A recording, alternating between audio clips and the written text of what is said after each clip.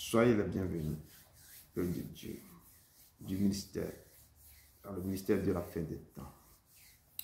Que la grâce et la paix vous soient données de la part de celui qui est, qui était et qui vient, et de la part de cet esprit qui sont devant son trône, et de la part de Jésus-Christ, le témoin fidèle, le premier-né des morts et le prince des rois de la terre, à celui qui nous aime, qui nous a délivrés de nos péchés par son sang.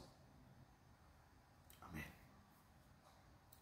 Et pour ce matin, le culte du dimanche du 1er juin de ce nouveau mois 2025, vous avez devant vous votre humble serviteur Edouard Broum du ministère de la fin des temps, basé ici à Bruxelles, Belgique.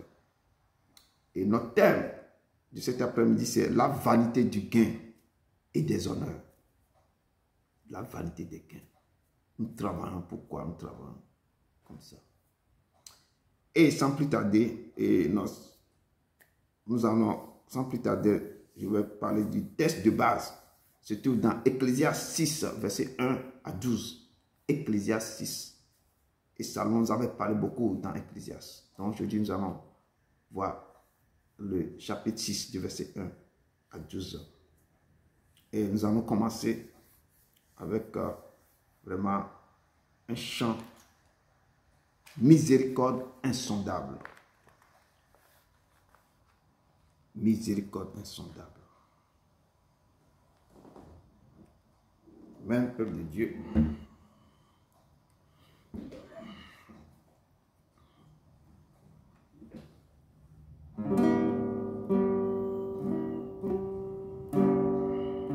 Misérable insondable,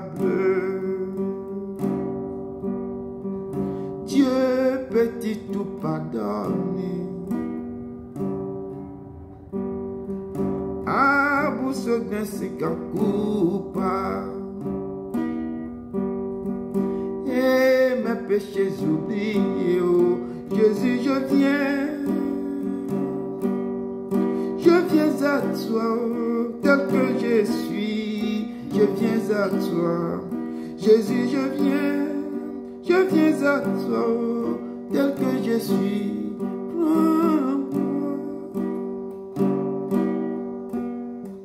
Longtemps j'ai loin de sa face,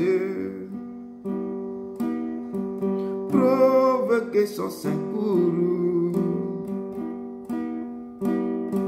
Ferme mon cœur à sa grâce, blesse le sien devant toi. Jésus, je viens à toi, tel que je suis, je viens à toi. Jésus, je viens à toi, tel que je suis.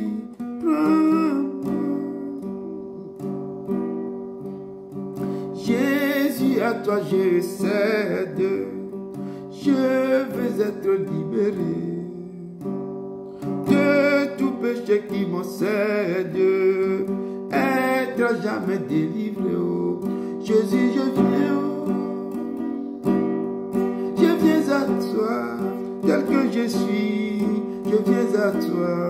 Jésus, je viens à toi, tel que je suis.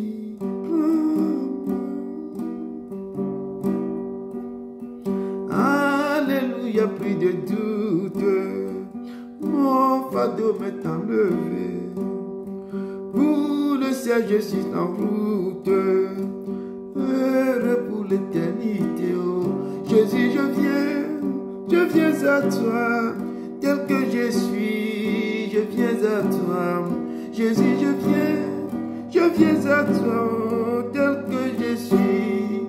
Prends-moi. Jésus, je viens à toi, tel que je suis, je viens à toi. Jésus, je viens à toi, tel que je suis. Prends-moi. Oui, nous devons aller vers Jésus tel que nous sommes.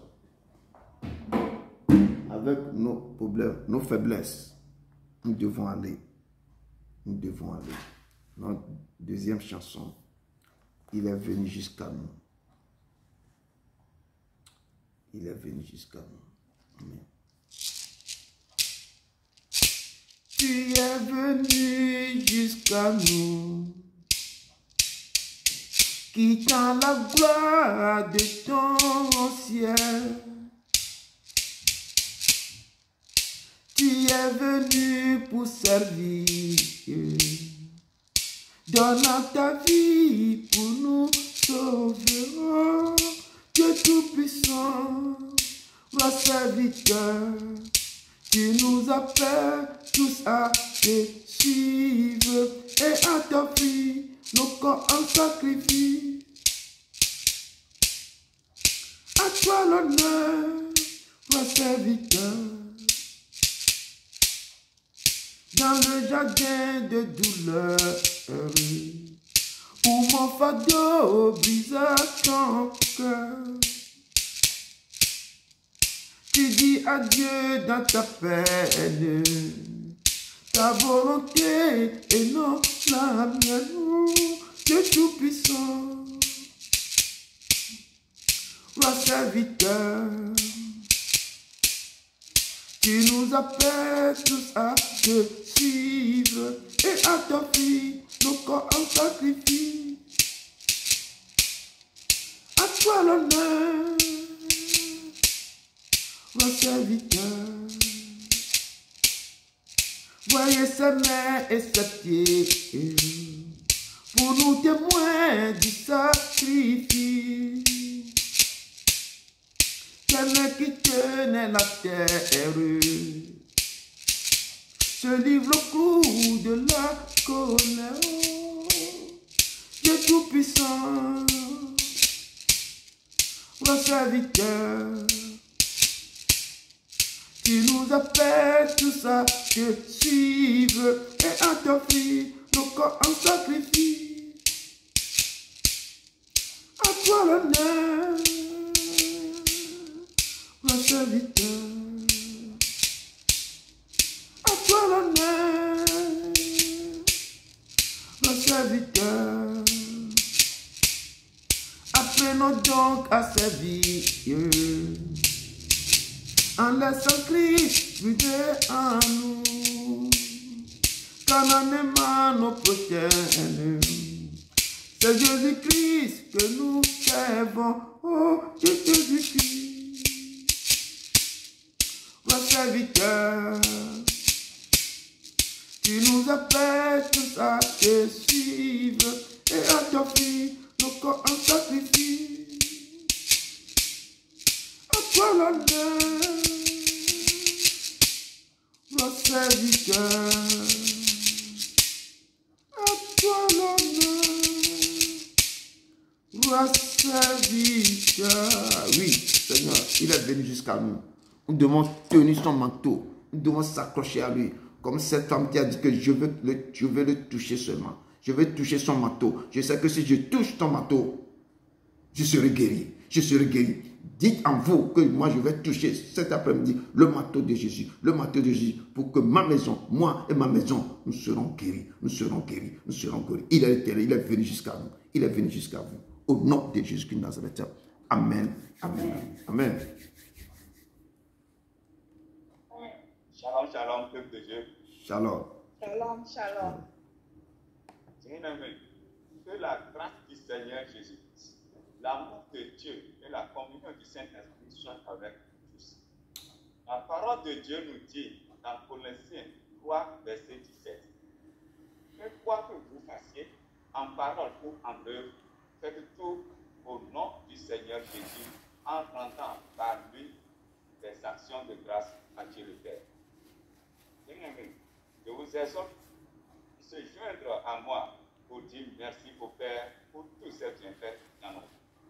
Chacun de nous sait ce qu'il a fait pour nous. Et levons la voix pour lui être reconnaissant. Prions ensemble. Seigneur Jésus, nous venons maintenant devant toi pour te remercier pour tout ce que tu as durant cette Nous te semaine. rendons pour ce Car papa, sans nous toi, te disons nous merci. ne pouvons rien faire. Merci, Et nous ne merci, savons même merci pour pas tout ce que tu as fait, tu continues de faire dans nos vies.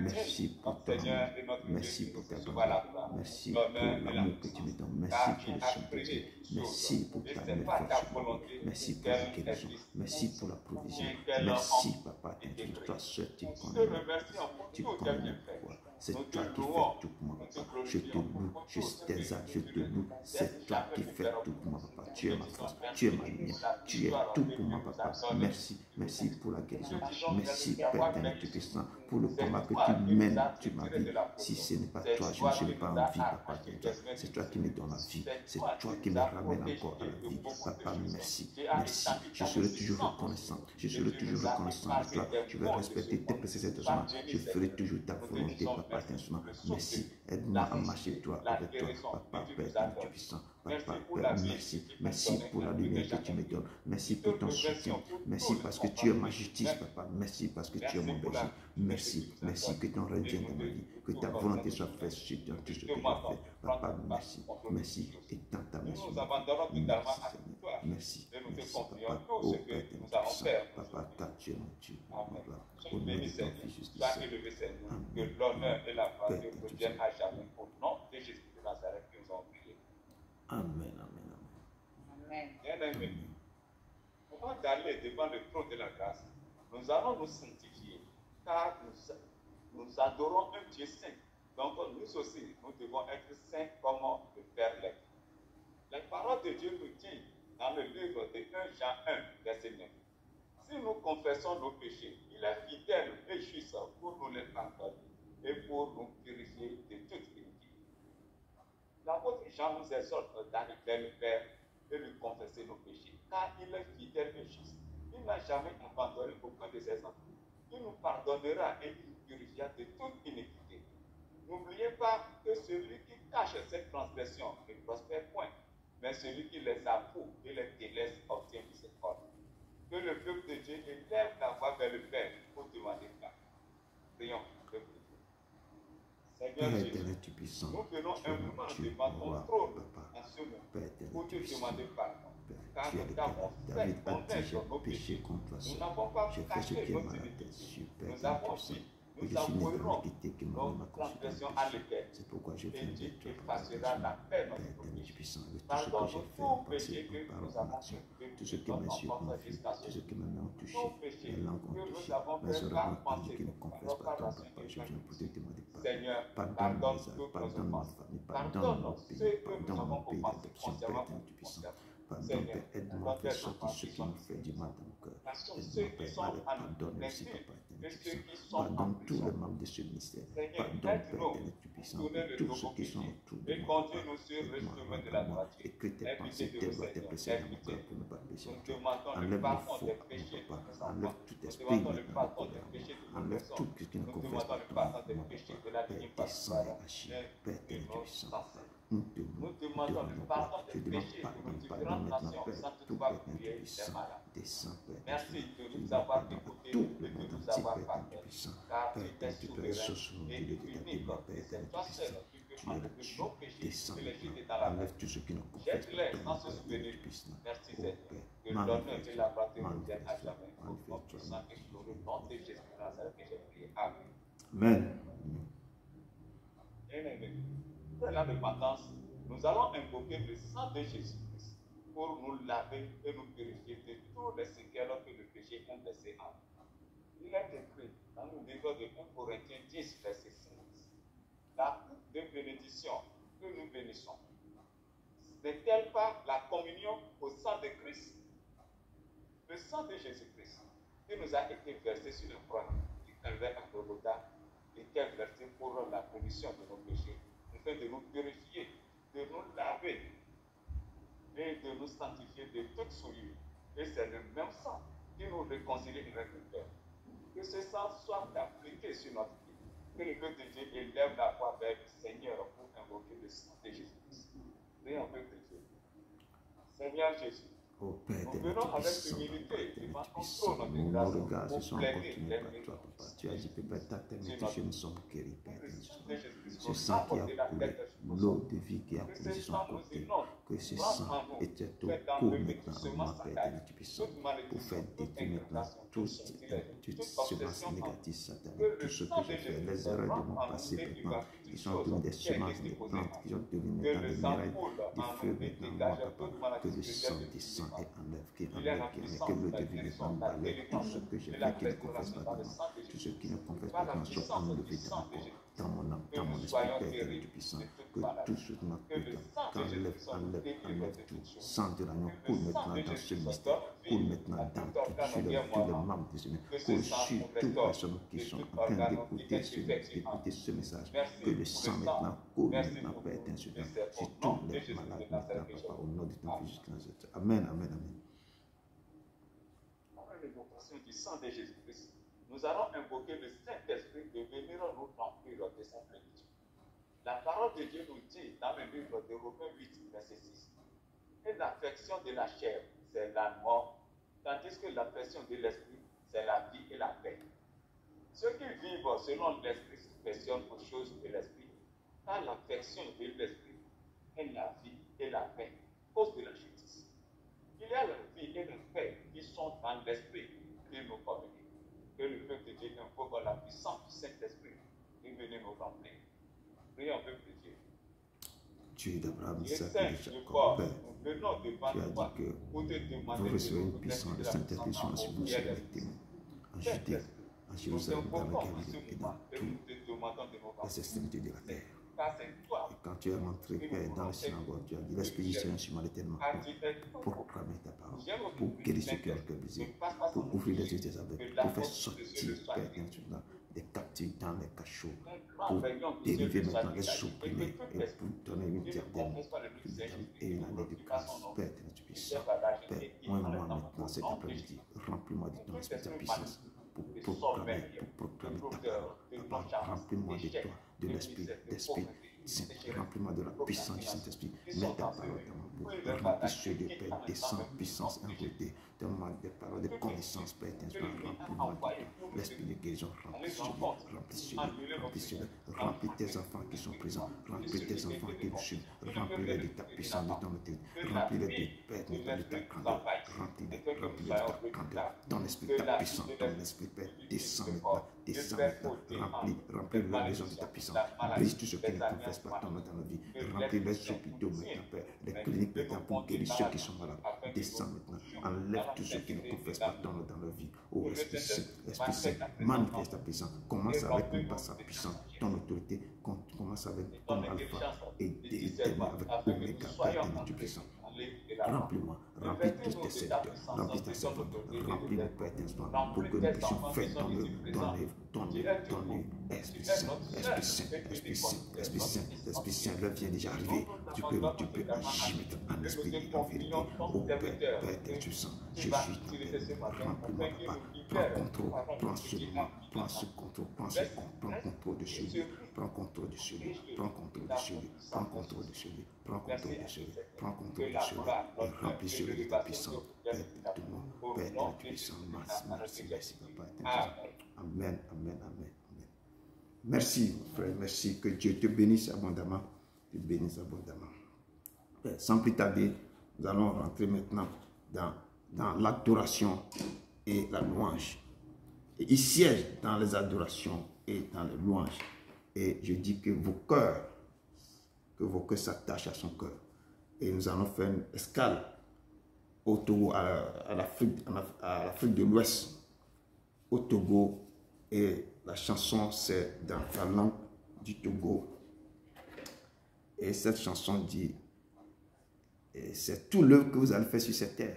C'est ça nous interpelle tout le monde pour que nous puissions nous préparer au dernier jugement. Mais c'est les œuvres que nous allons faire sur cette terre qui va nous accompagner. Et j'exhorte tout le monde, j'invite tout le monde à rentrer, à chercher ce Dieu. Pour que ce jour, vous ne serez pas, vous serez seul devant le Père. Ce ne serez pas vos parents qui seront bien, ton père ou ta mère qui seront avec toi, qui va t'accompagner. Tu seras seul. Et ce sont le livre, quand on ouvre le livre, c'est tout ce que tu as fait sur la terre. C'est tout ce que tu as fait. C'est ça que l'ange va commencer par dire. Tout ton passé. Le passé, le présent, le futur. On va te montrer tout ce que tu as fait. Jusqu'à là-bas. et ce qui va t'attendre aussi, on va te le dire. Et je vais vous interpréter cette chanson.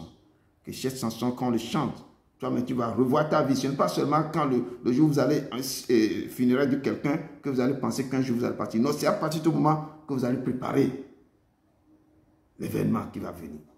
Comment je vais préparer ça? Et le Père nous interpelle. Le 1er juin, il faut que chacun s'examine maintenant. Nous commençons un nouveau mois. Il faut que vous allez commencer quelque chose de nouveau avec le Père. Les choses anciennes sont passées. Toutes choses vont devenir nouvelles. Et le Père nous interpelle encore. Akplawayi ape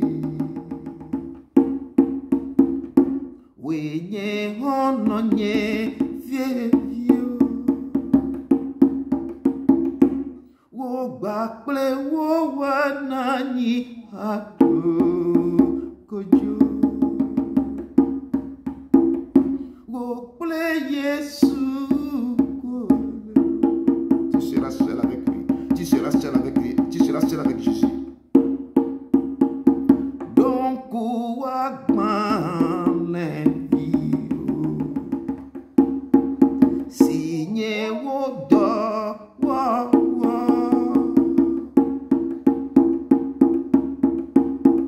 Wodo menyosio na wa nani ma dina.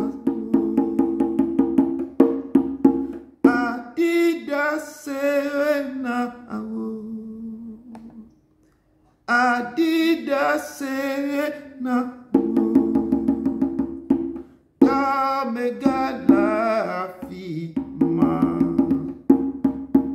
no megala fima o me ade que me la fima na wono wo ple Yesu.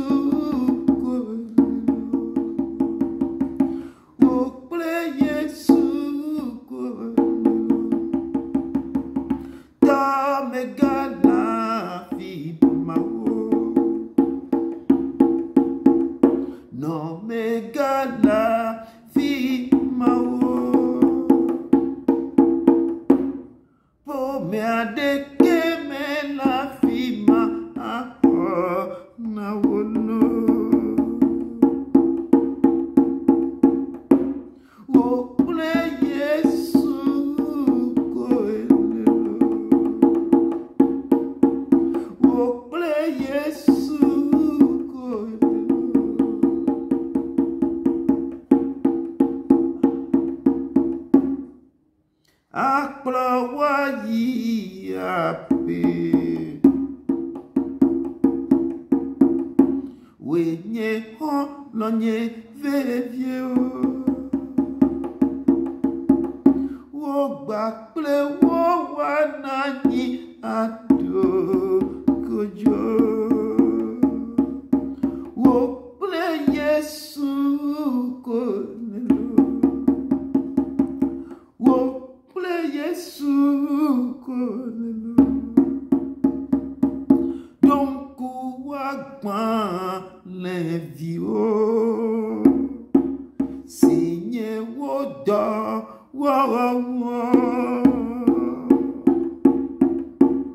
wodo menyosione wo l'anigma disiano Adida sena wolo. Tes yeux vont t'accompagner. Adida sena wolo. Ta megala fima. Tu n'auras pas ton père avec toi. Non, megala fima. Ta main ne sera pas de côté. Po me adekene la fima. Ah, Naolo, il n'y aura pas ta famille à côté de toi pour te sauver. Oh, Yesu, tu seras seul avec Jésus. Tu seras seul avec Jésus. Tu seras seul avec Jésus. Tu seras seul avec Jésus. Oh, Yesu, oh, Yesu, ta megala fi. non m'égale la vie, pour mia de que la vie ma aho na wolo.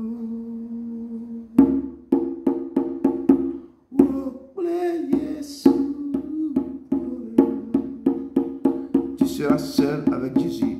Tu seras seul avec Jésus. Tu seras seul avec Jésus. Peuple de Dieu, souviens-toi de ton Créateur pendant les jours de ta jeunesse, avant que les jours sombres n'arrivent. Souviens-toi de ton Créateur pendant les jours de ta jeunesse, avant que les jours sombres n'arrivent sur ta vie. Souviens-toi. Souviens-toi. Souviens-toi. Le Seigneur vous cherche. Il vous appelle. Si vous attendez sa voix, n'endurcissez pas vos cœurs. Ouvrez la porte. Il va rentrer. Il va souper. Il va dîner avec vous. Il va dîner avec vous. Il va dîner avec vous. Il vous cherche. Il vous aime tant. Seigneur, tu me cherches. Tu me connais. Et si je t'oubliais, je sais que tu m'aimes. Je sais que tu m'aimes. Ta sainte présence,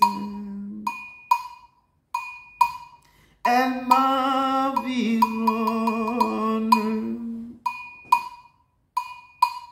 à chaque moment. Je sais que tu m'aimes. Je sais que tu m'aimes. À la croix je me prosterne, où ton sang coulait à moi. Aucun amour n'est plus grand. Tu as gagné sur la mort. Ta gloire remplit cieux plus haut. Rien ne peut nous séparer. Tu marches devant moi. Tu gardes mes pas. Ta main me soutient. Je sais que tu m'aimes. Je sais que tu m'aimes. À la croix je me prosterne, où ton sang coulait à moi. Aucun amour n'est plus grand. Tu as gagné sur la mort. Ta gloire remplit cieux plus haut. Rien ne peut nous séparer. Tu déchires le voile. Tu traces un chemin beau. Car tu as tout accompli. Car tu as tout accompli. Tu déchires le voile. Tu traces un chemin beau. Car tu as tout accompli. Oh. Car tu as tout accompli. Si tout s'effondrait devant mes yeux, et tu resterais là, je sais que tu m'aimes. Je sais que tu m'aimes. À la croix je me prosterne, où ton sang coulait à moi. Aucun amour n'est plus grand. Tu as as gagné sur la mort. Ta gloire remplit ce plus haut. Rien ne peut nous séparer. Tu déchires le voile. Tu traces un chemin. Car tu as tout accompli. Car tu as tout accompli. Tu déchires le voile. Tu traces un chemin. Car tu as tout accompli. Oh, car tu as tout accompli. Car tu as tout accompli. Tu déchires le voile. Tu traces un chemin. Car tu as tout accompli. Car tu as tout accompli. Oui, Seigneur, tu as tout accompli. Tu as déchiré le voile. Et le Père nous invite maintenant. Vous devez aller devant lui. Devant lui, dans n'importe quel moment. N'importe quel jour. Vous devez vous prosterner devant lui. Vous pouvez le louer, le faire toujours parce qu'il a déchiré le voile. Il a tracé un chemin. Il vous appelle de venir, de revenir à lui, Retournez vers le Père. Il a déjà déchiré le voile. Il a tracé un chemin. Il a tout accompli pour son peuple. Il a tout accompli. Vous pouvez le louer partout, en marchant, en dansant, partout. Vous pouvez le louer. Il n'y a plus de voix, il n'y a plus de saint des saints, il n'y a plus de pavé, il n'y a plus ça. Vous devez aller directement devant lui. Il vous interpelle, il vous appelle, il vous appelle. Il est ce Dieu vivant que je vous présente encore aujourd'hui, que je vous présente. Il est le Dieu que j'aime. J'aime ce Dieu tellement de tout mon cœur. Amen. Oui, je sais. Il existe un grand Dieu qui n'abandonne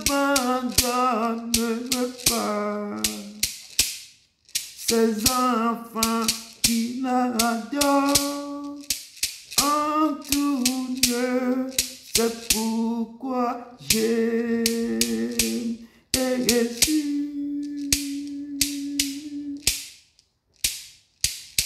Oui, je sais, oui, je sais. Il existe un grand Dieu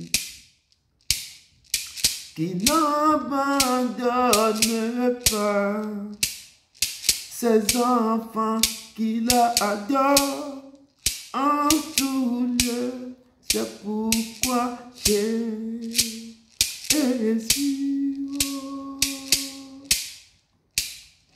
Tes enfants, tu vois, t'implorent de tous les 80 ans.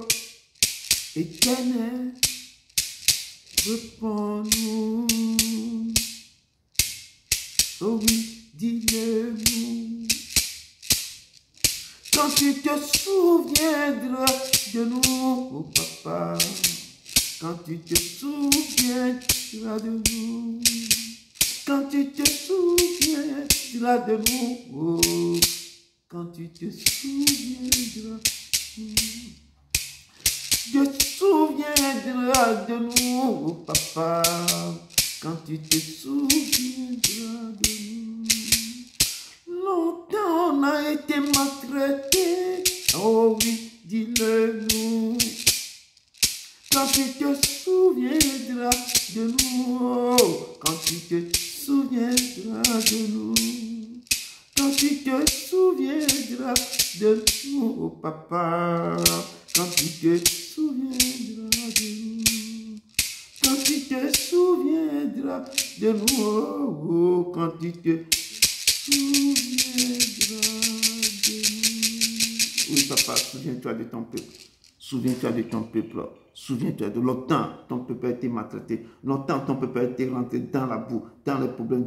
Longtemps, ton peuple a été torturé. Papa, souviens-toi. Souviens-toi de nous cet après-midi. Souviens-toi de ton peuple qui sont devant ton trône de la grâce et qui t'adorent, qui sont là pour t'adorer. Papa, nous te louons, nous te rendons gloire. Souviens-toi de ton peuple, souviens-toi de ton peuple. Au nom de ton Fils Jésus-Christ Nazareth. Amen, amen. Peuple de Dieu, soyez encore les bienvenus. Père, quand on chante certaines chansons, il y a tellement l'amour de ce Dieu que Père, et c'est pourquoi, Papa, à un moment donné, oh, il est le Dieu. Il touche le cœur. Il est en train de se souvenir de tout et chacun de vous. Tous vos problèmes, tous vos souffrances, tous vos soucis, il est dans sa main. Il se souvient. Il va se souvenir de vous tous. Au nom de son Fils Jésus-Christ Nazareth. Amen. Comme aujourd'hui, notre culte de jour de ce dimanche, c'est le 1er mois, le 1er juin, nouveau mois. Notre thème, c'est la vanité du gain et des honneurs. Le texte de base, nous trouvons le texte de base dans Ecclésiastes, verset 1 à 12. Sans plus tarder, je rentre d'abord dans mon introduction. Amen. J'ai puisé mon introduction dans Ecclésiastes 2, verset 21 à 26. Et la parole de Dieu me dit dans ce moment que car tel homme a travaillé avec sagesse et science et avec succès. Et il laisse le produit de son travail à un homme qui ne s'en est point occupé. C'est encore là une vanité et un grand mal. Que revient-il en effet à l'homme de tout son travail et de la préoccupation de son cœur, obligé de ses fatigues sous le soleil? Tous ces jours ne sont que douleur. Et son partage n'est que chagrin. Même la nuit, son cœur ne repose pas. C'est encore là une vanité. Il n'y a de bonheur pour l'homme qu'à manger et à boire et à faire jouir son âme du bien-être au milieu de son travail.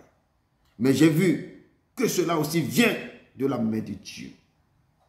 Qui en effet peut manger et jouir si ce n'est que moi? Car il donne à l'homme qui lui est agréable la sagesse, la science et la joie. Mais il donne au pécheur le soin de recueillir et d'amasser, afin de donner à celui qui est agréable à Dieu. C'est encore là une vanité et la poursuite du vent, parole de l'Éternel. Dieu nous dit quelque chose, que Dieu donne à l'homme qui lui est agréable la sagesse, la science et la joie. Mais il donne au pécheur le soin de recueillir et d'amasser de l'argent sur la terre, beaucoup, mais afin de donner à celui qui est agréable à Dieu. Vous allez ramasser tout, mais vous allez donner à celui qui est agréable à Dieu. C'est encore là une vanité et la poursuite du vent. Parole du Seigneur. Oh, ce Dieu, il est vivant. Il est Dieu, il est vivant. Quand je lis ces paroles, il me donne la vie. Oh, il est Dieu, il est vivant.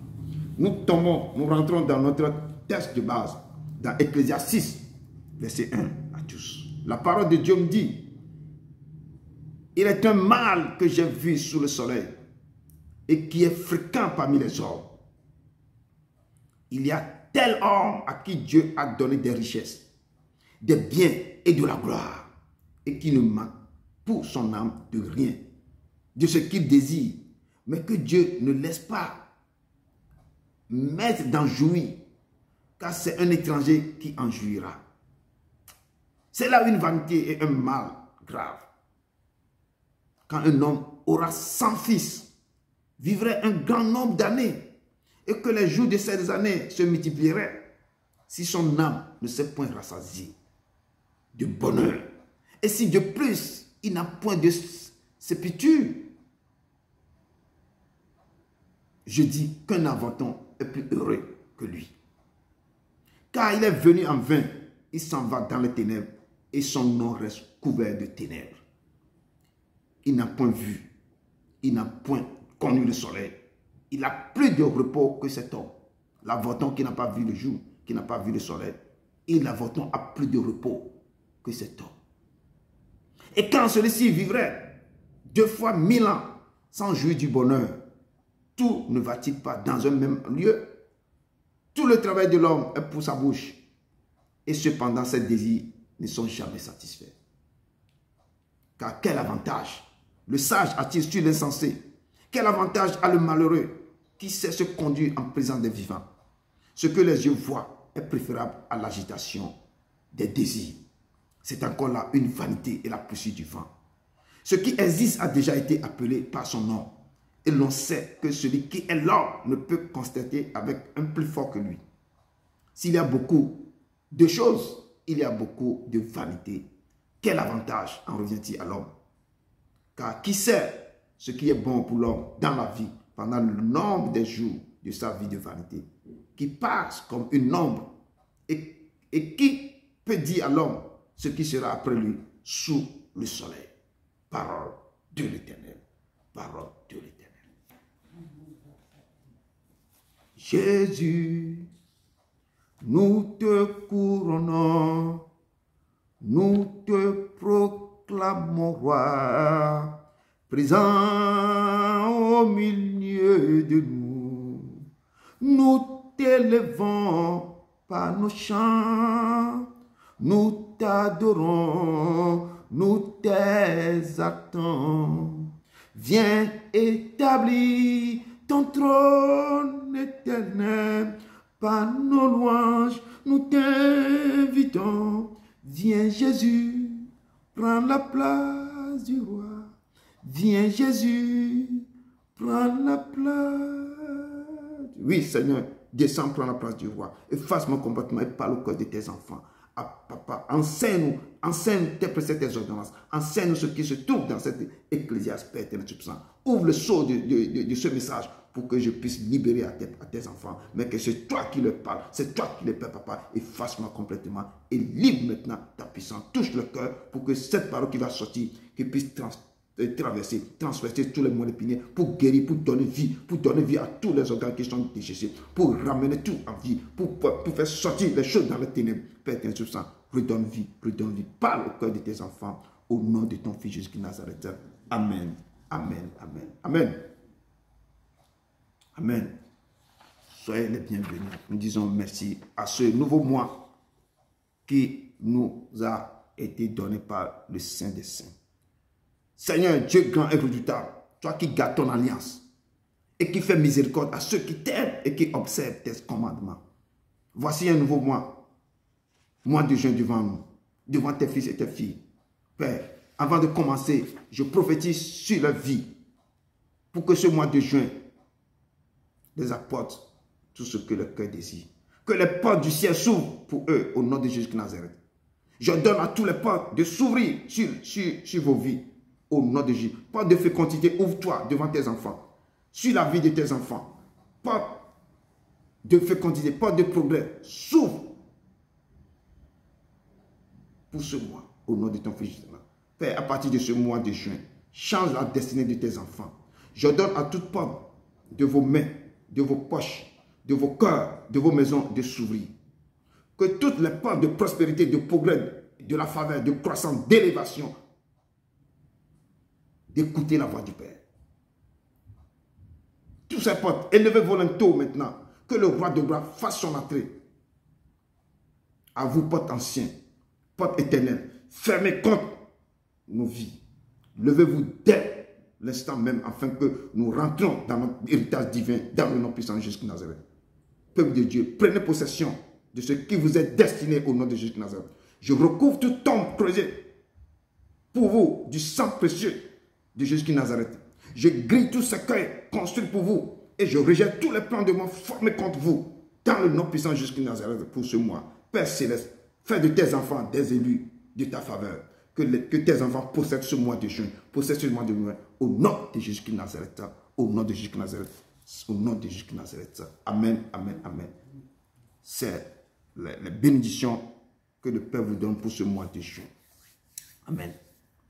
Donc la parole de Dieu nous dit dans notre texte de base,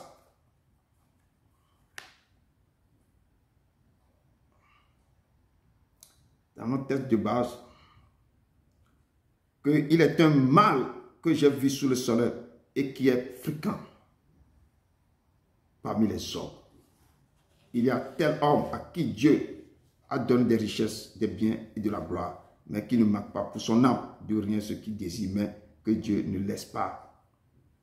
Mais d'en jouir. Dieu vous donne beaucoup sont sur cette terre. Dieu les a donné beaucoup de choses, des biens, Mais ces gens ne jouissent pas des biens que le Dieu a donné. Ils ont tout, mais ils n'arrivent pas à dormir. Ils ne jouissent pas de tout ce que Dieu les a donné. On va se poser la question. Ce n'est pas qu'ils ont eu ça, des gains là, négativement. Ils ont fait des trucs pour avoir. Mais c'est Dieu qui les a donnés. Mais ces gens n'arrivent pas à jouir de la parole de Dieu. Il y a tel homme à qui Dieu a donné des richesses, des biens et de la gloire. Et qui ne manque pas. Qui ne manque pour son âme de rien. Leur âme ne manque de rien. De ce qu'ils désirent. Mais que Dieu ne laisse pas maintenant jouir. Dieu ne les laisse pas de jouir. Ils ne sont pas maîtres de tout le bien qu'ils ont. Et de âme. Et que quand c'est un étranger qui en jouira, c'est un étranger qui va jouir de tout ce qu'ils ont. Tout ce qu'ils ont. Et Salomon dit que c'est là aussi une vanité, un mal grave. Dieu t'a béni de tous les dons. Ton âme ne manque de rien. Tu as tout, mais Dieu ne te permet pas d'en jouir de ça. D'en jouir de ça. Et c'est un étranger qui va jouir de tous ses biens. Et la parole de Dieu me dit que celui qui aime l'argent n'est pas rassasié par l'argent. Celui qui aime l'argent n'est jamais rassasié de l'argent. Et celui qui aime la richesse n'en profite pas. Tu aimes l'argent, mais tu n'es jamais rassasié de l'argent. Mais tu aimes la richesse, mais tu ne peux pas en profiter. Parce que chaque jour, tu vas encore avoir. Tu sais qu'il y a une nouvelle voiture qui est sortie, tu l'achètes, deuxième voiture. Tu n'as pas le temps d'utiliser toutes ces voitures. Tu as tellement l'argent que... Et Salomon nous dit que là encore, c'est une vanité. Celui qui aime l'argent n'est pas rassasié par l'argent. Et celui qui aime les richesses n'en profite pas. Si vous regardez autour de vous, les riches, ils ne continuent pas à chercher de l'argent. C'est que tout le temps, tu vas demander, c'est quoi? Ils vont faire quoi avec tout ça là? Ils ne sont jamais rassasiés de l'argent. Mais ils n'en profitent pas. Je dis qu'ils n'en profitent pas. Beaucoup n'arrivent pas à dormir. Quand le bien abonde, ceux qui le mangent aussi abondent. Et quel avantage en revient-il à son possesseur? Sinon, qui le voit de ses yeux seulement que j'ai tout ça là? C'est ça. Le sommet du travail est dur. Qui est peu ou beaucoup à manger. Mais le rassasiement du riche ne le laisse pas dormir. Je dis, le riche ne peut pas dormir. Et la parole de Dieu nous dit que il est un mal grave. Salomon dit que c'est un mal grave que j'ai vu sous le soleil. Des richesses conservées pour son malheur par celui qui les possède. Beaucoup, leur richesse là, c'est leur malheur. La richesse, c'est le malheur. Ces richesses perdent par quelques événements fâcheux. Il engendra un fils. Il ne reste rien entre ses mains. Ces richesses se perdent des fois par quelques événements fâcheux qui vont arriver. Les gens perdent les richesses. Tu peux engendrer aussi un fils, mais il ne reste rien entre ses mains. Parce qu'il y a quelque chose qui s'est passé. Toutes tes richesses maintenant, on peut partir en fumée, en un clin d'œil. Et le père le met en garde. Et il y a un passage qui nous dit ici que comme il est sorti du ventre de sa mère, il s'en retourne nu, ainsi qu'il était venu. Et pour son travail, n'importe rien. Pour son travail, il n'importe rien qu'il puisse prendre dans sa main. Comme on dit, nous sommes nés nus, nous allons retourner nus. Tu peux travailler, tu peux avoir toutes les richesses. Je n'ai jamais vu quelqu'un, quand il est décédé, on a ramené toutes ces richesses-là dans sa tombe. J'ai vu seulement une fois au Dubaï. Et il y a le fils d'un grand truc là, comment on appelle le nom là-bas. Son père tellement riche. Quand il est décédé jeune, ce garçon. Il faisait la vie, maintenait la vie. Mais son cercueil, c'est en or. Ils ont mis beaucoup de choses dedans. C'est que tu peux avoir tout, on peut mettre dedans. Tu es parti, tu es parti. Le reste, j'ai chanté une chanson. Tu vas être devant lui là-bas pour l'œuvre que tu as fait sur la terre. Tous les richesses ne peuvent pas t'accompagner. On a vu l'histoire de pauvre Lazare et l'homme riche. Est-ce que ces richesses l'ont accompagné? Non. Plutôt il crie à Lazare. Lazare qui était dans le sein d'Abraham. Lui, il est dans le tourment, il crie. Abraham, Père Abraham, appelle Lazare de me donner un peu, quoi, de l'eau, un peu, un bout d'eau dans ma bouche. Et amène quelqu'un, dis à Lazare de dire, ou bien amène quelqu'un de parler à mes frères, de changer de comprendre, de se convertir. Qu'il faut envoyer. Et Lazare, Abraham lui dit, mais il y a des prophètes sur la terre. J'ai envoyé beaucoup, il y a tous les gens, ils n'ont qu'à écouter les gens qui sont là. Écoutez les gens que le Père envoie vers vous. Écoutez-les. Ne dis pas que je connais. Non, on vient de truc là, c'est mon frère. On vient de même famille où je connaissais bien. Écoutez ce que Dieu vous dit. Si Dieu envoie quelqu'un pour vous parler, il faut écouter la personne. N'attendez pas que vous allez dire plus tard que si je savais, c'est trop tard. Souviens-toi de ton Créateur pendant le jour de ta journée avant que le jour sombre n'arrive. Avant que le jour sombre n'arrive. L'Éternel nous dit, avant que ces richesses se perdent par quelques événements fâcheux, il engendra un fils et il ne reste rien entre les mains de ce fils. C'est pourquoi on dit, quand un homme aura 100 fils, vivrait un grand si nombre d'années, et que les jours de ces années se multipliaient, si son âme ne s'est point rassasiée de bonheur, et si de plus il n'a point de sépulture, je dis qu'un avorton est plus heureux que lui. C'est le verset 3 de notre texte de base. Tu as beaucoup d'enfants sur la terre, 100. Et Dieu t'a donné, Dieu t'a rassasié de l'âge, t'a multiplié de l'âge. Mais dans tout ça là, ton âme ne s'est point rassasiée de bonheur. Ton âme n'est pas rassasiée de bonheur. Il y a quelque chose là-bas. Tu as tout. Tu as des enfants, 100 fils autour de toi. Mais parmi tous ces enfants-là, ton cœur n'est pas rassasié de bonheur. Tu n'es pas de la joie. En plus, lors de ta mort, on n'a même pas pu faire des sépultures pour toi. Ça veut dire que tout ce que tu es venu faire sur la terre, tous les 100 enfants que tu as eus, tout ce qu'on t'a donné l'âge là, tu n'as rien fait sur la terre. Tu n'as même pas fait, c'est que tu es venu, la parole de Dieu, que un avorton même est plus heureux que toi. Tes enfants n'ont pas même pu faire une sépulture pour toi. Sépulture pour toi, n'ont même pas fait. Donc, pour toi, pour t'enterrer. Tu n'as rien. Mais tu t'es rassasié de là. Tu as fait beaucoup d'enfants sur la terre. Et la parole de Dieu du verset 4, que car il est venu en vain, tu es venu sur cette terre en vain. Tu t'en vas dans les ténèbres et ton nom reste couvert de ténèbres. Ton nom va être couvert de ténèbres. Tu es venu sur la terre, tu n'as rien fait. C'est comme les gens que Dieu, que nous sommes le sel de la terre. Mais si le sel perd sa saveur, on va te jeter dehors. Le type, ce monsieur dont la parole, Salomon est en train de parler, il a perdu sa saveur. Tu n'as rien fait sur la terre. Dieu a créé toute personne, il a donné le don avant la fondation du monde. Avant que Dieu Père t'envoie sur la terre, il t'a communiqué un don. Tu es venu sur la terre, il faut donner ta saveur à quelqu'un. Il faut faire quelque chose. Chacun est venu sur cette terre avec quelque chose. Tu dois faire quelque chose. Tu dois d'avoir ce que le Père t'a donné. Il faut libérer ça aussi aux autres. Chaque personne a quelque chose. Il faut chercher ce que Dieu t'a communiqué, ce que Dieu a mis en toi. Tout le monde a des dons, des talents. Tout, il faut développer ce que tu as. Mais en s'approchant au Père, en le cherchant dans sa parole, tu vas découvrir maintenant ce que Dieu a mis en toi et tu vas développer, tu vas activer ça. Et tu seras une bénédiction pour les autres. Tu ne peux pas avoir 100 fils sur la terre. Et on n'arrive même pas, les enfants n'ont même pas réussi à te faire quelque chose. Ou bien les enfants sont réussis, mais ils t'ont laissé parce qu'il y a quelque chose que tu n'as pas communiqué. Et on dit qu'un avorton même est plus heureux que toi. Tu es venu en vain sur la terre, c'est que tu es venu comme un néant sur la terre. Et tu t'en vas dans les ténèbres. Et ton nom va être couvert de ténèbres. Et la parole de Dieu me dit ici que comme il est sorti du ventre de sa mère, il s'en retourne nu, ainsi qu'il était venu. Comme tu es venu, tu retournes nu, tu n'en laisses rien. Et pour son travail, n'importe rien qu'il puisse prendre dans sa main. Et pour son travail, il n'a rien à apporter dans sa main. C'est encore là un mal grave. Il s'en va comme il était venu. Et quel avantage lui revient-il d'avoir travaillé pour du vent?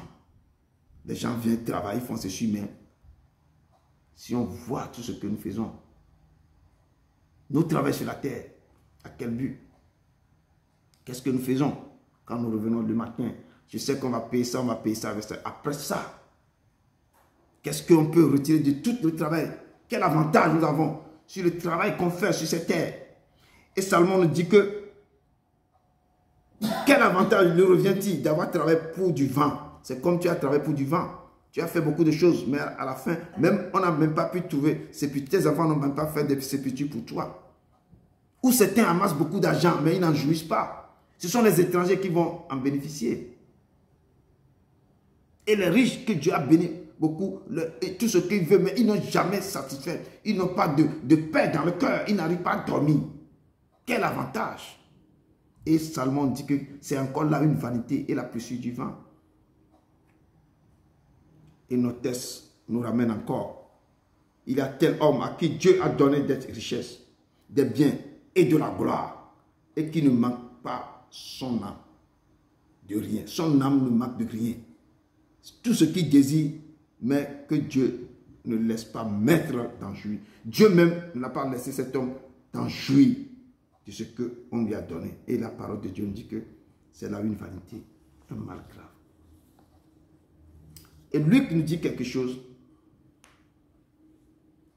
Luc 12, verset 15 à 21 nous dit quelque chose que je vais partager avec le peuple de Dieu. Et la parole de Dieu me dit, gardez-vous avec soin de toute avarice. Je dis, quand Dieu vous a béni sur cette terre, ce que Dieu vous a donné là, ce n'est pas pour vous. Si vous a béni, tellement béni, vous devez être la bénédiction pour les autres.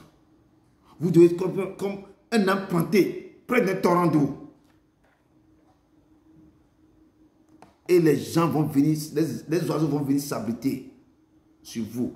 Quand il y a les chaleurs, c'est sur cette arbre que les gens vont venir se reposer. Vous devez être une source de bénédiction pour des gens. Et Dieu va encore vous oindre davantage jusqu'à ce que la coupe déborde. Vous oindre la coupe déborde. Vous devez être quoi? Quand tu fais sortir sa rampe, tu fais sortir sa rampe, tu fais sortir sa rampe, vous serez comme une bénédiction pour les autres. Mais si vous gardez ça, la main sur ça. Et la parole de Dieu me dit ici que dans Luc 12, verset 15 à 21, que gardez-vous avec soin de toute avarice, car la vie d'un homme ne dépend pas de ses biens. Fut-il dans l'abondance, la vie d'un homme ne dépend pas de ses biens. Parce que Dieu peut prendre ça, on se rappelle de ce riche, que je vais venir sur ça maintenant. Et Dieu le dit, il a dit, cette parabole, c'est que je vais vous dire maintenant, les terres d'un homme riche avaient beaucoup rapporté. Il raisonnait en lui-même en disant, que ferais-je, car je n'ai pas de place pour serrer ma récolte. Voici, dit-il, ce que je ferai, j'abattrai mes greniers. J'en bâtirai de plus grands. J'y amasserai toute ma récolte et tous mes biens. Et je dirai à mon âme, tu as beaucoup de biens en réserve pour plusieurs années. Repose-toi, mange, bois, réjouis-toi. Mais Dieu lui dit, insensé, cette nuit même, ton âme te sera redemandée. Et ce que tu as préparé, pour qui sera-t-il? Il en est ainsi de celui qui amasse des trésors pour lui-même et qui n'est pas riche pour Dieu. Tu amasses des trésors, Dieu t'a fait riche. Il faut que tu sois riche pour Dieu. Si tu as donné beaucoup d'argent, cet argent-là, il faut aussi aider les autres. Sois une bénédiction pour les autres. Sois une bénédiction pour les autres. Pour que Dieu... Parce que là, quand tu fais comme ça, tu es riche pour Dieu. Tes richesses-là, ça vient de Dieu. Tu es riche pour Dieu. Et Dieu va te oindre de nouveau. Va t'enrichir de nouveau. Tu seras riche, riche. Dieu va te donner. Parce que quand ça vient, tu dors. Si ça rentre, tu dors. Tu nourris les autres. Ce que Dieu même va nourrir, toi, tu les nourris. Et la parole de Dieu te délivre-moi des hommes de ta main éternelle, des hommes de ce monde. Le pas est dans la vie. Et tu remplis le ventre de tes biens. Leurs enfants sont rassasiés et ils laissent leur superflu à leurs petits-enfants. Psaume 17 nous dit, délivre-moi des hommes par ta main, Seigneur. Éternel des hommes. Éternel. Des hommes de ce monde, le pas est dans la vie. Et tu remplis le ventre de tes biens. C'est l'Éternel qui remplit le ventre de ses biens. Leurs enfants sont rassasiés Et quand ils sont rassasiés, ils laissent leur superflu à leurs petits-enfants. Ils laissent le superflu à leurs enfants. Quand Dieu te bénit, il faut enlever l'orgueil. Beaucoup. Et c'est l'orgueil. Quand on bénit les gens, c'est l'orgueil.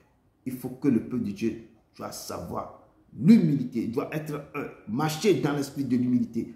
Humble, soyez humble. Dieu va encore vous élever plus. La parole de Dieu me dit dans Ecclésiaste 4, verset 1 à 3, que j'ai considéré ensuite toutes les oppressions qui se commettent sous le soleil. Beaucoup ont été oppressés sur le soleil, sur la terre que nous vivons. Voici, les opprimés sont dans les larmes et personne qui les console. Personne n'a pour les consoler. Certains sont pillés, brisés, dépouillés. Personne ne les console. Et Salomon nous dit, j'ai considéré ensuite toutes les oppressions que je voyais, qui se commettent sous le soleil, tout ce qui se fait sous le soleil. Voici, les opprimés sont dans les larmes, les gens pleurent. Les gens souffrent pratiquement, à ce moment que je suis en train de parler, les gens sont dans l'agonie, les gens pleurent. Et personne pour les consoler. Ils sont en but à la violence de leurs oppresseurs. Et personne qui les console. Et j'ai trouvé des morts. Salomon dit, j'ai trouvé des morts qui sont déjà morts plus heureux que les vivants qui sont encore vivants. Et plus heureux que les uns et les autres. Celui qui n'a point encore existé et qui n'a point vu les mauvaises actions qui se commettent sous le soleil. Salomon est en train de parler quelque chose qu'on va creuser, dit que j'ai vu des gens qu'on a oppressés, des gens qui sont opprimés, que j'ai vu que les morts même sont plus heureux que ces gens qui sont sur la terre, sont vivants. Mais leur vie, c'est dans l'agonie. J'ai vu les morts plus heureux que les vivants, qui sont encore vivants. Ça veut dire tout. Ça exprime le point culminant de cette souffrance de nos frères et sœurs qui sont opprimés. Et continuons à dire que les morts même sont plus heureux que les gens qui sont sur la terre, mais qui sont oppressés, qui sont opprimés, qui sont dans les problèmes. Et plus heureux que les uns et les autres, celui qui n'a pas encore existé. Même les enfants qui n'ont pas encore existé, ils sont plus heureux que les gens qui sont sur la terre, mais qui sont oppressés, opprimés. Et ces enfants qui n'ont même pas encore, et qui n'ont pas vu les mauvaises actions qui se commettent sur le sol. Eux n'ont pas encore vu, n'ont pas vu les mauvaises actions qui se commettent, mais ils sont plus heureux même que nous autres qui sont sur la terre, mais dans leur pression terrible. Et c'est ce que le passage là nous dit. Qu'un inventeur même est plus heureux que celui qui a beaucoup. Tu es venu sur cette terre, Dieu t'a donné beaucoup d'années de vivre. Tu as fait beaucoup d'enfants, mais tu n'es pas heureux. Ton âme n'est pas heureuse. Tu décèdes, on ne trouve même pas de sépulture pour toi.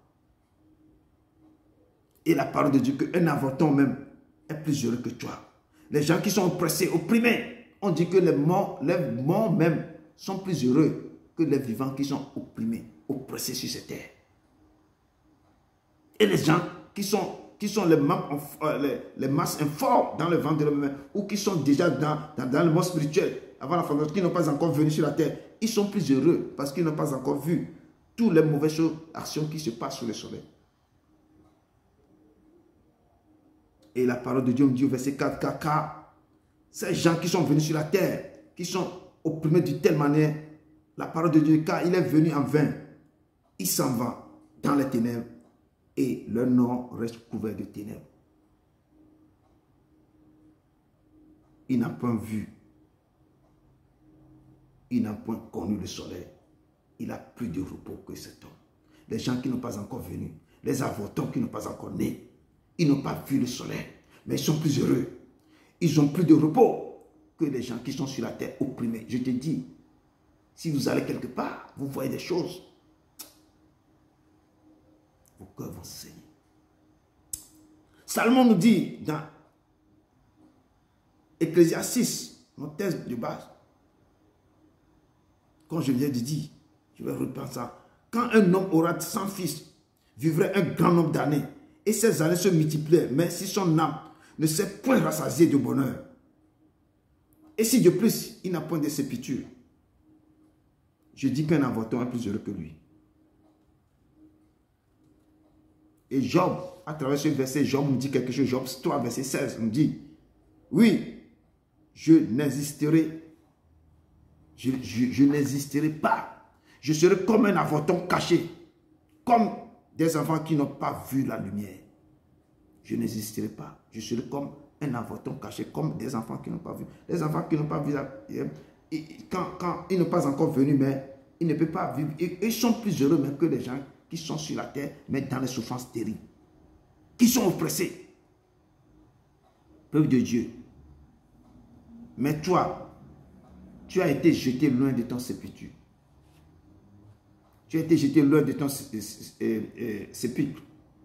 Comme un rameau qu'on dédaigne, comme une dépouille de gens tués à coups d'épée et précipité sur les pierres d'une fosse, comme un cadavre foulé aux pieds.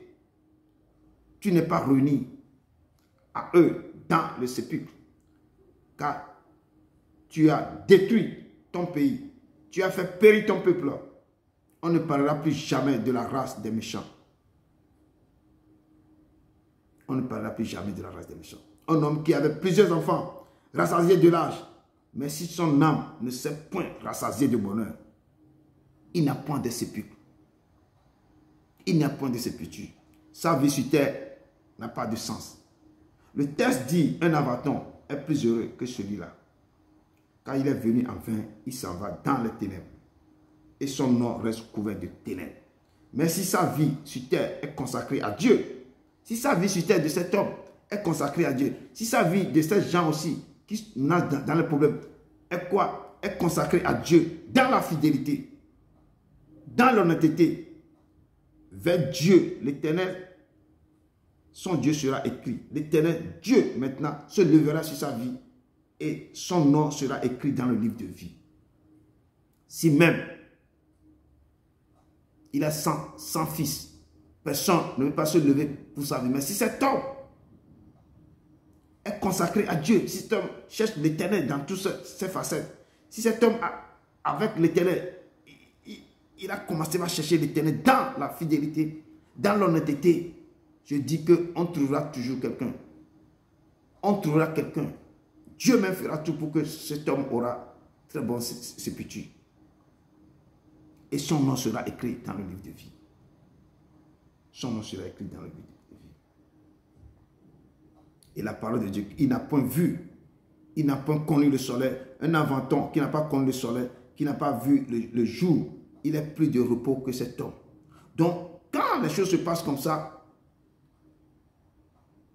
Salomon nous parle, Ézéchias nous parle de nous sommes là dans ce pays, nous sommes là dans cette terre, mais quand nous retirons de l'Éternel, quand les gens tournent le dos à Dieu, vous pouvez vivre longtemps sur la terre, vous pouvez avoir beaucoup de choses, mais quand vous tournez le dos à l'Éternel, il y a des choses qui vont se passer.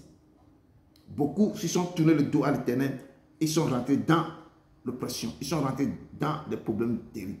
Ne tournez pas au Dieu à l'Éternel. Cherchez ce Dieu, comme je dis toujours. Moi, je vais parler de lui. Il faut aller vers lui. Il faut le chercher dans toutes ses facettes. Le chercher dans son livre. Le chercher dans tout côté. Il dit que je suis dans ma parole. Il faut le chercher dans sa parole. Il ne faut pas vivre comme ça, en l'air libre, dans le pays, sur la terre comme ça. Il faut aller vers lui. C'est lui qui t'a créé. Ô peuple de Dieu, c'est lui qui vous a donné vie. Donc, il faut retourner vers lui. Il faut le chercher. Sinon, un avorton qui n'a pas connu le soleil aura plus de repos que l'homme qui est venu, qui a tout connu,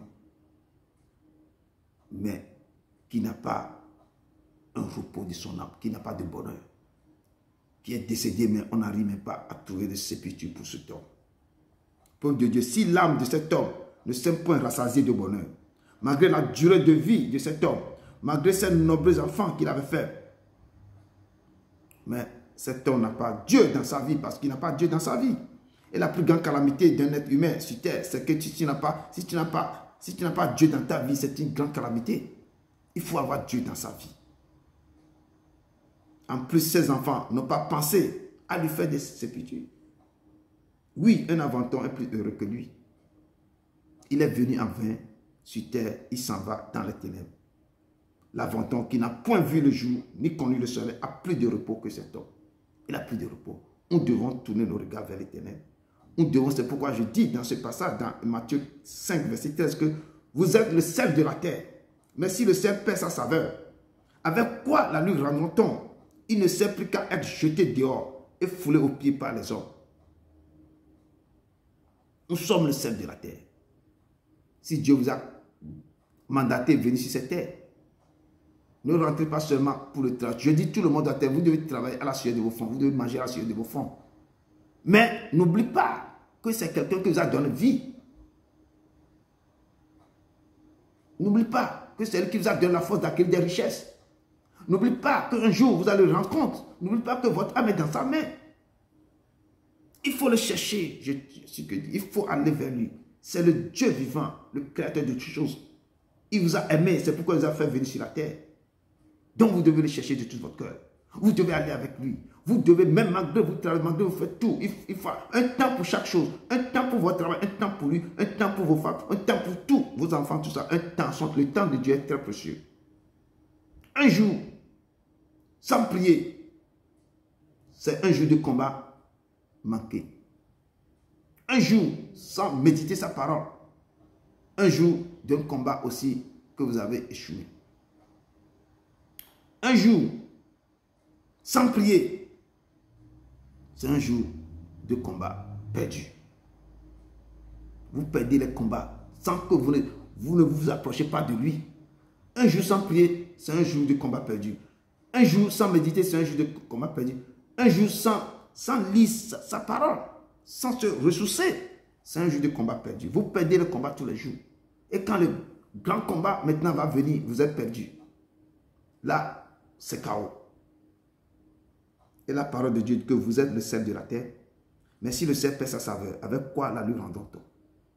Il ne sait plus qu'à jeter dehors et fouler aux pieds par les hommes. Peuple de Dieu, ce que vous avez reçu avant la fondation du monde, exercez-le sur la terre. Devenez une bénédiction pour les autres. Et que votre venue sur cette terre ne soit pas vaine. Votre passage sur la terre, que ça marque quelque chose. Que vous laissez vos empreintes sur cette terre. Ce n'est pas que l'empreinte que je dis, ce n'est pas l'empreinte que les gens vont... non, l'empreinte, que Dieu même voit votre empreinte, ce que je dis, pas l'empreinte que les hommes vont... Que Dieu voit ce que votre passage sur cette terre, que vous avez fait quelque chose. Donc, ce que Dieu vous a donné, vous avez aussi agi. Vous avez fait son œuvre. Vous avez libéré ses enfants. Dieu aime les gens qui travaillent dans le secret. Pas vous montrer partout, je vois que les gens... Non. Quand toi tu fais des choses, ce que la mère doit faire, l'autre mère ne doit pas savoir.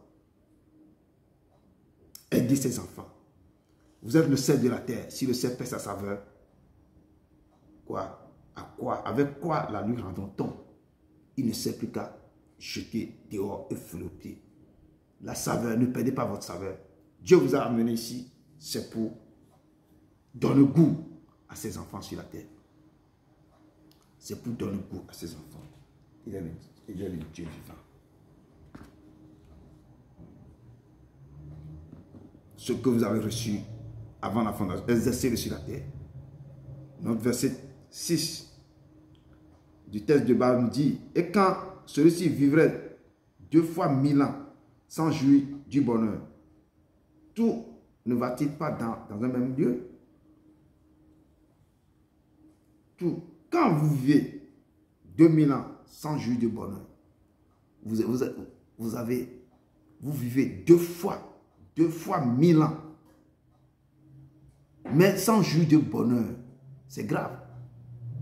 Donc tout ne va-t-il pas dans un même lieu? Tout va dans le même lieu.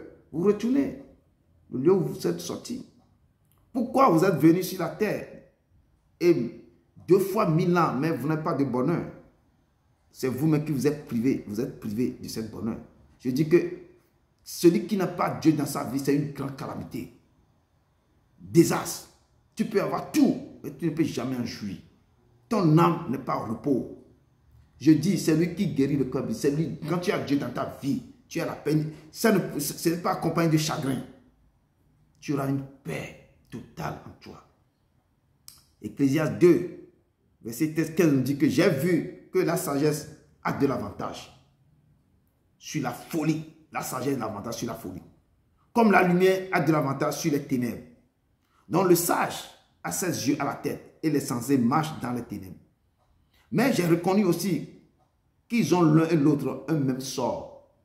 Tout le monde, le sage et celui qui est fou, ou la sagesse et la folie. Comme la parole de Dieu, le sage a ses yeux à la tête et les sensés marchent dans les ténèbres. Mais j'ai reconnu aussi qu'ils ont l'un et l'autre un même sort. Il a le même sort pour celui qui a la folie que celui qui a la sagesse. Et la parole de Dieu, comme la lumière a de l'avantage sur les ténèbres, donc la sagesse aussi a l'avantage sur la folie. Mais les deux ont le même sort. Les deux ont le même sort. Nous tous, la façon dont tout le monde est né de la même façon, tout le monde va mourir et devra aller quoi? Nous avons le même sort. Et la parole de Dieu me dit ça. Ecclésiaste me dit que j'ai dit à mon cœur que j'aurai le même sort que les sensés. Tout le monde aura le même sort que les sensés. Pourquoi donc ai-je été plus sage? Et j'ai dit à mon cœur que c'est encore là une vanité. Même Salomon dit que j'aurai le même sort que les sensés. Même un fou, j'aurai le même sort. Tout le monde doit y passer. Donc, si se pose la question, pourquoi ai-je été plus sage? La sagesse de Dieu, comme je dis, c'est le commencement de la crainte de l'Éternel. Vous devez avoir cette sagesse pour la crainte de l'Éternel, celui qui vous a créé. Il va vous donner cette sagesse. Et c'est la question qui se passe maintenant. C'est exactement que le riche, comme je dis, le riche et le pauvre Lazare. Mais chacun doit passer par la mort avant que le jugement. Si tu agis bien sur la terre, tout le monde va passer par la mort. Et je dis, tout le monde veut être ressemblé. Ou bien tout le monde veut aller au paradis, mais personne ne veut pas mourir. Quand on voit la mort, tout le monde a peur. Tout le monde veut aller au paradis, mais personne ne veut pas mourir. Mais tout le monde est obligé de passer par la mort. Donc les sensés aussi et les sages, ils ont le même sort. Et Salomon dit, pourquoi donc ai-je été plus sage?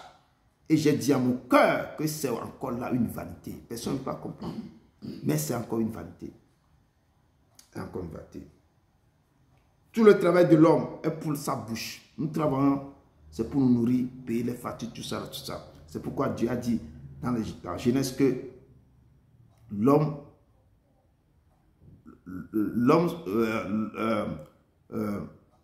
tout homme maintenant, c'est le fond, il va travailler au fond, il va se nourrir par le travail de ses fonds, j'ai oublié le terme même, que l'homme travaille à la sueur de ses fonds, l'homme va travailler à la sueur de ses fonds, il va se nourrir à la sueur de ses fonds, c'est ce travail-là qui va lui donner maintenant comment il va vivre, mais tu dois travailler. Et tout le travail de l'homme est pour sa bouche, et cependant ses désirs ne sont jamais satisfaits. Vous travaillez, vous mangez, mais il y a beaucoup de désirs qui ne sont jamais satisfaits. C'est pourquoi certains, ils travaillent jusqu'à le 15 du mois. L'argent qu'il a reçu, c'est déjà fini. Le 15 du mois, déjà, il est encore à plat. Ces désirs ne sont jamais satisfaits. C'est comme des cycles. Des fois, mais il reçoit l'argent le fin du mois, le 2 directement, il n'a plus rien. Parce qu'il a toutes les choses qu'il va payer. Et la parole de Dieu nous dit que tout le travail de l'homme est pour sa bouche. Cependant, ces désirs ne sont jamais satisfaits. Les désirs de son cœur ne sont jamais satisfaits. Et Proverbe 16 nous dit que celui qui travaille pour lui, car sa bouche lui excite à faire ce travail. L'homme travaille pour le temps de sa vie, mais n'est jamais satisfait. Et celui qui réfléchit sur les choses trouve le bonheur. Et celui qui se confie en l'Éternel est heureux, et l'Éternel bénira l'œuvre de ses mains. Quand tu fais ce travail, tu te fais sur toi, si tu n'es pas satisfait, ou ton cœur n'est pas satisfait, il y a quelque chose qui m'a dans ta vie. Je dis que sans Dieu dans ta vie, c'est une calamité. Il faut ajouter Dieu à ton travail. L'homme travaille tout le temps de sa vie, mais n'est jamais satisfait. Et celui qui réfléchit sur les choses trouve le bonheur. Celui qui se confie en l'Éternel est heureux, et l'Éternel bénira l'œuvre de ses mains. Quand tu tournes, tu te plonges, tu mets Dieu dans ton travail, tu accomplis, tu associes ton travail à ton Dieu. Tu te confies à lui. En l'Éternel, tu es heureux. Et l'Éternel va faire quoi? Il bénira le fruit de tes mains, l'œuvre de tes mains. Il dit que je bénis le fruit de tes mains. Celui qui écoute ma parole, le met en pratique, fait des choses là, je bénis. Voici les commandements ou bien les bénédictions qui accompagnent tous les gens qui mettent mes ordonnances en pratique. Je bénis le fruit de leurs mains. Les fruits de ce convertisseur 8 seront bénis. Ça, Deutéronome 28. Je bénis tout ce qu'il va faire. Il ne sera jamais la tête sur la tête. Il ne sera jamais la queue sur la tête. Et les gens, c'est chez lui que les gens viendront. Pour être béni, c'est lui qui ne veut pas. C'est lui qui va prêter aux gens. Il ne veut pas. Il ne sera pas quelqu'un qui va emprunter. Et l'Éternel nous dit que moi, l'Éternel, je bénirai l'œuvre de ses mains. Parce qu'il s'est confié en moi. Vous travaillez. Ne plongez pas toujours dans le travail et oubliez le reste. Il y a un temps pour toujours. Un temps pour se lever. Un temps pour se dormir. Un temps pour se travailler. Pour aller travailler. Un temps aussi pour venir manger, préparer à manger. Un temps pour chercher la face de Dieu. Un temps aussi pour chercher et pour rester avec ses amis. Ou faire ceci. Il a un temps pour mourir, un temps pour naître. Il a chaque chose à son temps. Donc, ne négligez pas le temps de Dieu. Faites tout ce que vous allez faire dans vos vies, mais le temps de Dieu, c'est le temps de Dieu. Si vous ne, il faut inclure Dieu dans toutes vos affaires. Là, Dieu bénira le fruit de vos mains. Dieu bénira le fruit de vos mains. Dieu bénira le fruit de vos mains. Si Dieu est au milieu de vos choses, vous le prenez, vous le placez au premier rang de votre vie, de tout ce que vous allez faire. Dieu bénira le fruit de vos mains. Il libérera, il délivrera vos enfants. Il bénira, il va chasser toutes les maladies dans vos maisons. Il sera avec vous, il sera avec vous. Il ne vous délaissera pas, il ne vous abandonnera pas parce qu'il a vu que vous avez placé lui au premier rang de votre vie. Il est l'Éternel, il est l'Éternel. Et Salomon nous dit dans Ecclésiaste 2 que il y a de bonheur pour l'homme qu'à manger et à boire et à faire jouir son âme du bien-être au milieu de son travail. Mais j'ai vu que cela aussi vient de la main de Dieu. Qu'il y a du bonheur pour l'homme qui se met à boire et à manger et à faire jouir son âme. Quand certains n'arrivent pas à faire jouir leur âme. Et âme du bien-être.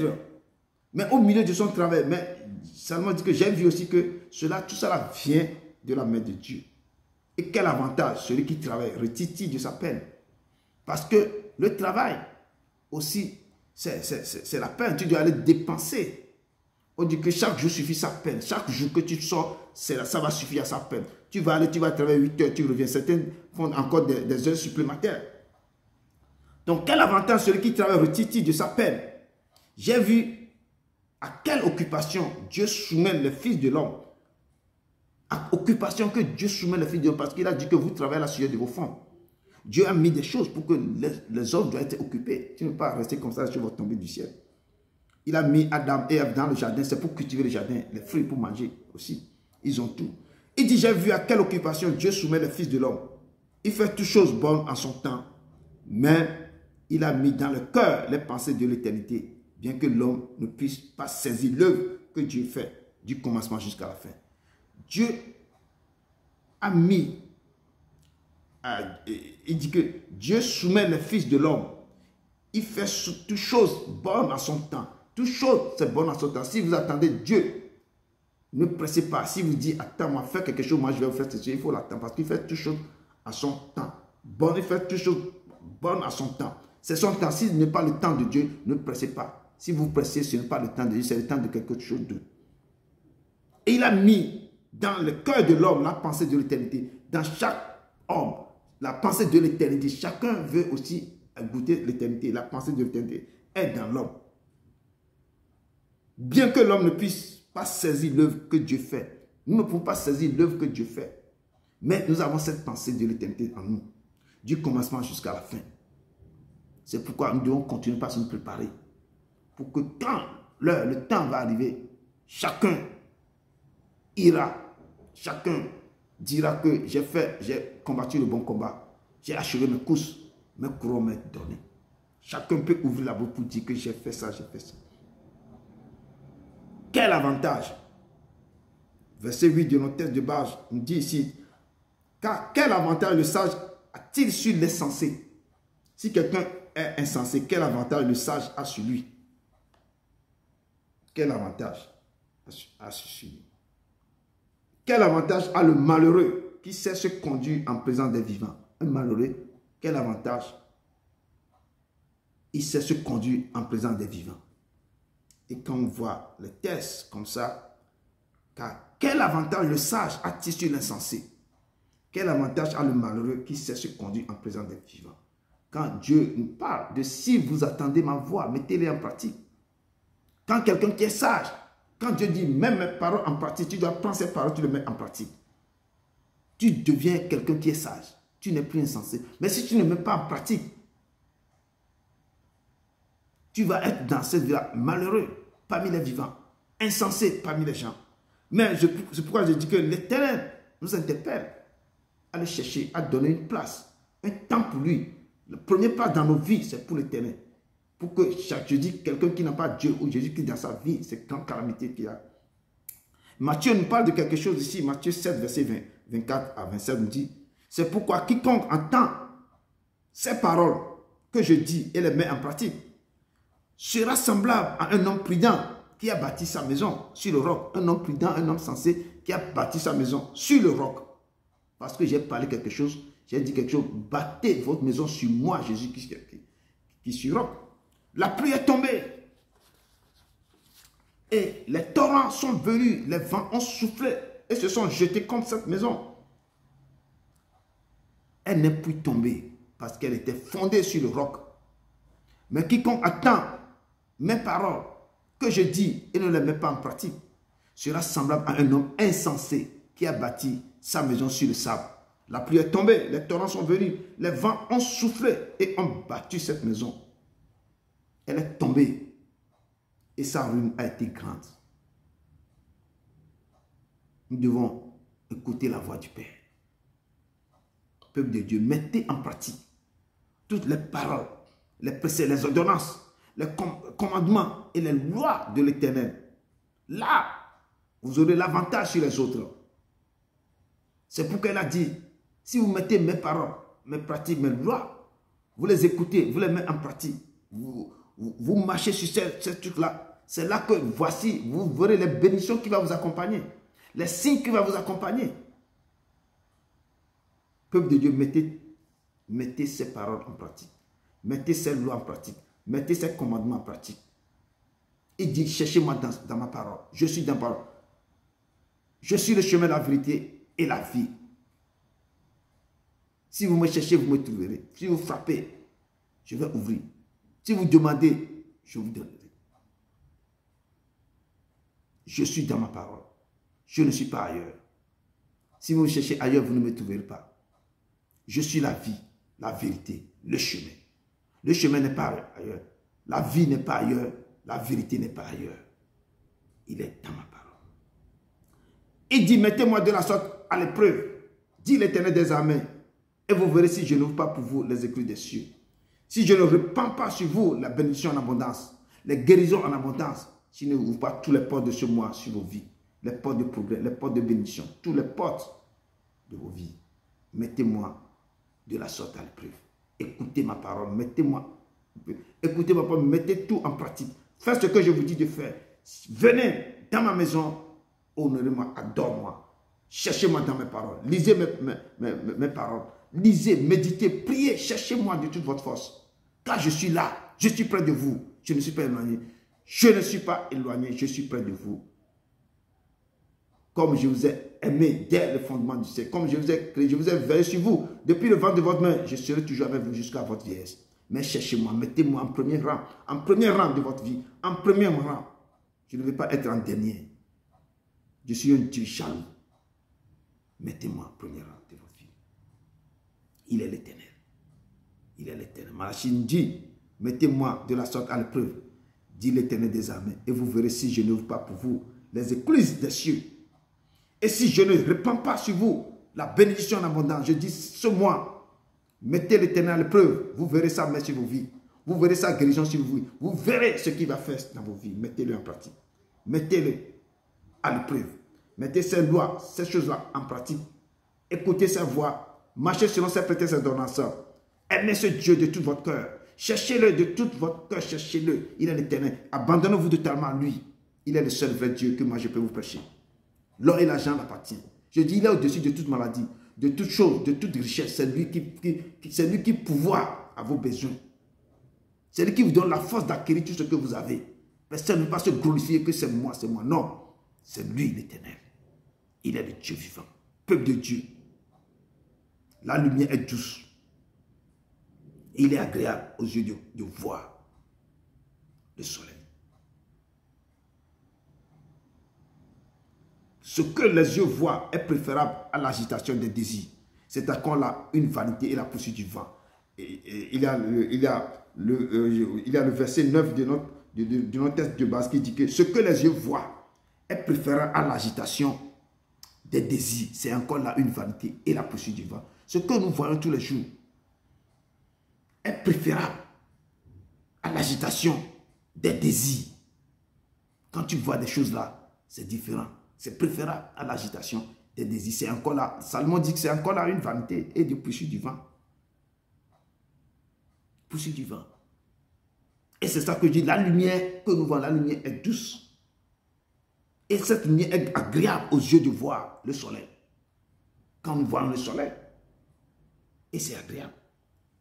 Si donc un homme vit beaucoup d'années, quand tu vis plusieurs années dans ta vie, Dieu t'a rassasié de l'âge. Et quand tu te réjouis pendant toutes ces années, quand tu es dans la joie, dans la réjouissance durant toutes ces années que Dieu t'a donné, et que tu penses aux jours des ténèbres, qui seront nombreux, tout ce qui arrivera est vanité.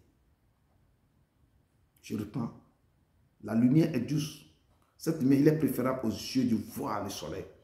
Si donc un homme vit beaucoup d'années,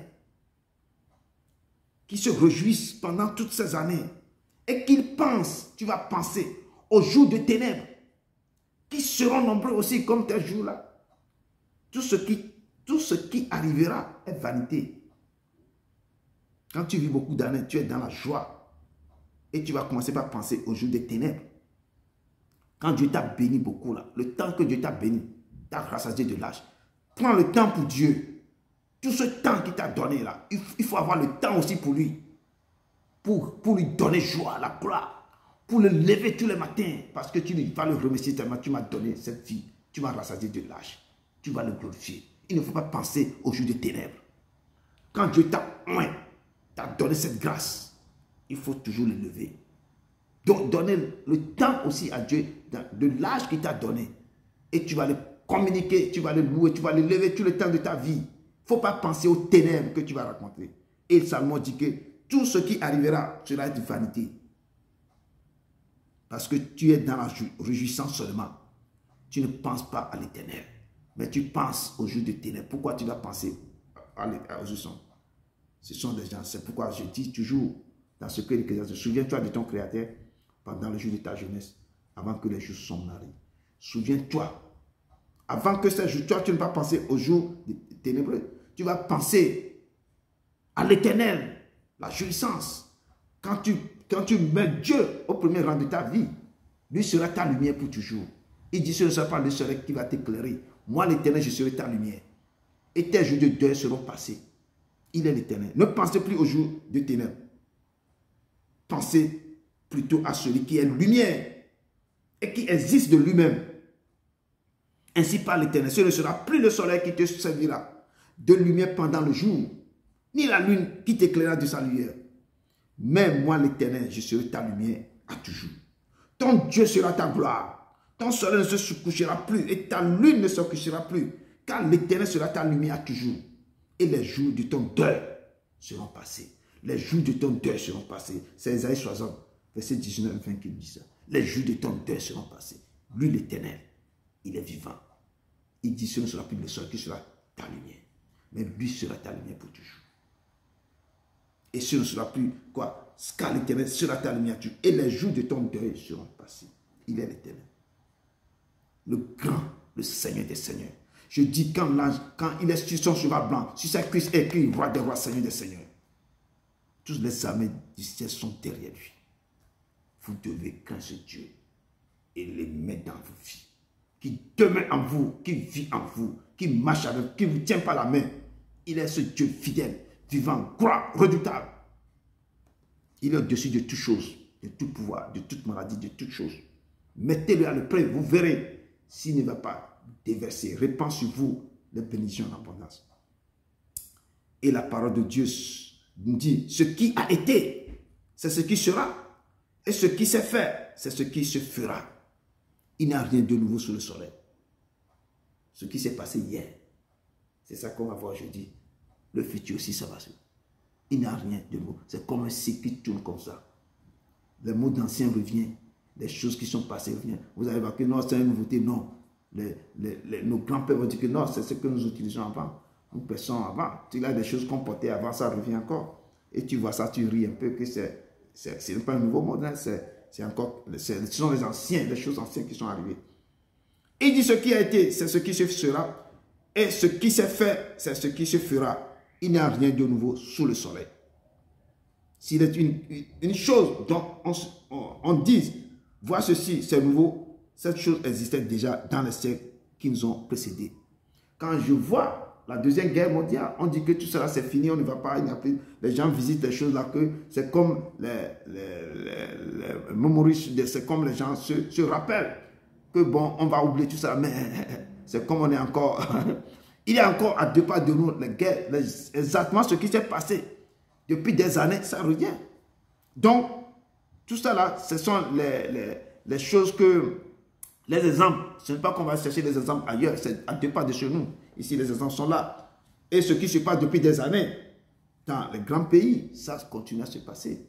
Et on ne peut plus revenir sur ça. Mais nous devons remettre tout dans la main de Dieu. C'est lui l'Éternel, c'est lui le Dieu. Si les peuples se confient en lui, si les peuples tournent le dos à toutes les choses, que les gens adorent les cailloux, les bois, tout ça, si les gens laissent tout ça, reviens à l'Éternel. Il dit que j'ai mes brebis qui ne sont pas, j'ai d'autres brebis qui ne sont pas dans la bergerie.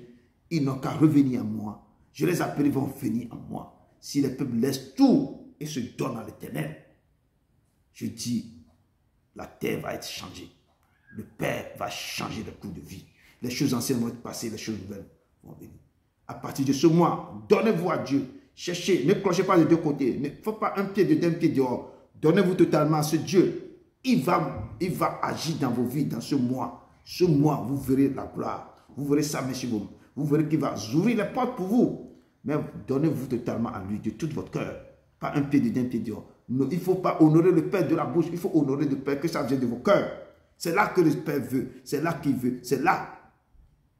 Quand il voit ça, c'est à partir de là qu'il va vous bénir. Et la parole de Dieu dit que celui qui observe le commandement ne connaît point des choses mauvaises. Et le cœur du sage connaît le temps et le jugement. Car il y a pour toutes choses un temps et un jugement. Quand le malheur accable l'homme, mais il ne sait point ce qui arrivera. Et qui lui dira comment cela arrivera. L'homme n'est pas maître de son souffle pour pouvoir le retenir. Personne n'est pas maître de son souffle pour pouvoir le retenir. Il n'a aucune puissance.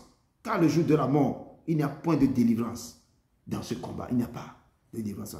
Et la méchanceté ne saurait sauver les méchants. Tu peux être méchant n'importe quand. Cette méchanceté ne peut pas te sauver. Personne n'est pas maître de son souffle. Ton souffle, tu n'es pas maître de son souffle. Pour pouvoir le retenir, il n'y a personne pour retenir son souffle. Il n'a aucune puissance sur le jour de la mort. Il n'y a point de délivrance dans ce combat. Et la méchanceté ne saura sauver les méchants. Et Ecclésiaste 8 qui nous dit ça. Et je viens dans notre dernier verset qui nous dit, car qui sait ce qui est bon pour l'homme dans la vie, qui sait ce qui est bon pour l'homme dans la vie, pendant le nombre des jours de sa vie de vanité, qui passe comme une ombre et qui peut dire à l'homme ce qui sera après lui sous le soleil. Qui peut te dire maintenant, après ton jour sur la terre, qu'est-ce qui sera après toi? Qui peut te dire à l'homme ce qui sera après lui sous le soleil? Personne ne peut pas te dire après ta vie. Si ce n'est pas le Père, mais qui va te dire, ou toi-même, tu essaies de voir ta marche sur sa vie, l'œuvre que tu as fait sur ta vie, et puis tu vas penser un peu que, ah, au moins, j'ai fait sa volonté sur la terre. J'ai fait sa volonté. Mais et puis de Jacques 4, 13, 5 et 15, on nous dit, À vous maintenant qui dites aujourd'hui ou demain, nous irons dans telle ville, nous y passerons une année, nous trafiquerons et nous engagerons. Vous qui ne savez pas ce qui arrivera demain. Car, qu'est-ce votre vie? Vous êtes une vapeur qui passe, qui paraît pour un peu de temps et qui ensuite disparaît. Vous devriez dire au contraire, si Dieu le veut, nous vivons et nous ferons cela. Si Dieu le veut. Personne ne va se lever le matin et dire que je vais aller ici, je vais faire ceci, je vais voyager, je vais aller dans ce pays 2 ans, 3 ans, 4 ans, je vais vivre tant de temps. Si Dieu le veut, parce que c'est lui qui a votre souffle dans la main, c'est lui qui a notre souffle dans sa main. Nous devons lui dire, si tu le veux, comme ce lépreux qui a dit la fois passée, Seigneur, si tu le veux, tu peux me rendre pur. Si tu le veux, Seigneur, tu peux me rendre pur. Si tu le veux, tu peux permettre que je vais passer ce temps ici parce que mon souffle devient dans ta main. Mon souffle devient dans ta main. Conclusion. Jeune homme, jeune femme, réjouis-toi dans ta jeunesse. Livre ton cœur à la joie pendant les jours de ta jeunesse. Marche dans les voies de ton cœur et selon les regards de tes yeux. Mais sache que pour tout cela, Dieu t'appellera en jugement. Bannis de ton cœur le chagrin. Éloigne le mal de ton cœur, car la jeunesse et l'aurore sont vanité. Mais souviens-toi de ton Créateur pendant les jours de ta jeunesse, avant que les jours mauvais n'arrivent. Et que les années s'approchent où tu diras, je ne prends point de plaisir. Je ne prends pas de plaisir. Il est l'Éternel. Malgré les soucis de cette vie, malgré la tristesse et l'abandon, toute ma vie, oh, toute ma vie, je louerai ton saint nom, je louerai ton saint nom, Seigneur Jésus. Toute ma vie, oh, toute ma vie, je louerai ton saint nom, je louerai ton saint nom, je louerai ton saint nom, oh, toute ma vie, oh, toute ma vie, je louerai ton saint nom, malgré les soucis de cette vie. Malgré la tristesse et l'abandon, toute ma vie, oh, toute ma vie, je louerai ton saint nom, je louerai ton saint nom, Seigneur Jésus. Toute ma vie, oh, toute ma vie, oh, je louerai ton saint nom, je louerai ton saint nom. Je louerai ton saint nom, toute ma vie, oh, toute ma vie, oh, je louerai ton saint nom. Oui, toutes nos vies, peuple de Dieu, vous devez continuer par louer. Malgré les souffrances, malgré les tristesses, malgré tout qui va vous arriver sur cette terre, continuez à louer, à le chercher. Il est le seul vrai Dieu qui peut vous épargner de toutes choses qui va vous arriver. C'est lui seul qui peut vous guérir. C'est lui seul qui peut enlever toutes les calamités dans vos vies. Toutes les souffrances de votre foyer. Il est le seul qui peut vous. Approchez-vous. Plaidez avec lui. Parlez à lui. Dites-lui tout ce qui est dans vos cœurs. Donnez-vous à lui. Il est le seul qui peut vous faire sortir dans tout problème. Dans quoi vous êtes en train de passer maintenant? Je sais que beaucoup de gens souffrent. Il est le seul. Approchez-vous. Parlez avec lui. Pleurez. Criez à lui. Appelez le son secours. Il est le seul qui peut vous délivrer. Qui peut vous délivrer. Que Dieu vous bénisse. Que Dieu vous bénisse. Allons, la Sainte Seine, dans Marc 14, verset 22 à 25. Marc 14, verset 22 à 25. Marc 14, 22, 22 à 25. Malgré les soucis de cette vie. Si quelqu'un tout ça me dit ça. Malgré la tristesse. Amen. Je lis la parole de Dieu avec respect.